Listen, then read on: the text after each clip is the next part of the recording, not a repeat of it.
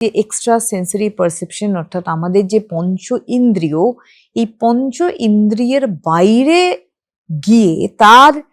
গণ্ডির বাইরে গিয়ে কিছু উপলব্ধি বোধ যখন কোনো মানুষের হয়, অর্থাৎ কিনা প্যারাসাইকোলজিস্টরা বলছেন যে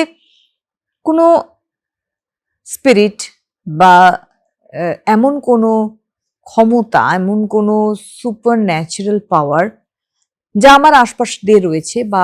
তাদের উপস্থিতি বোঝাচ্ছে, সেই উপস্থিতি সবাইকে জানান দেয় না, কিছু কিছু মানুষের ক্ষেত্রে কিন্তু সে জানান দেওয়ার চেষ্টা করে। কারণ সে হয়তো, ধরুন আমি সর্বোচ্চ শিখরে উঠতে পারবো না, যারা সর্বোচ্চ শিখরে ওঠার জন্য মেন্টালি প্রিপেয়ার তারা কিন্তু চেষ্টা করবে, আর যারা পারে তারা পারে। ঠিক একইভাবে এই প্যারানর্মাল অ্যাক্টিভিটিসের ক্ষেত্রে আমরা বলতে পারি যে কোনো মানুষ সবাইকে এই বিশেষ স্পিরিট, গবেষকরা বলছেন ছদ্মবিজ্ঞানের, যে স্পিরিট বিশেষ কোনো ব্যক্তিকে তারা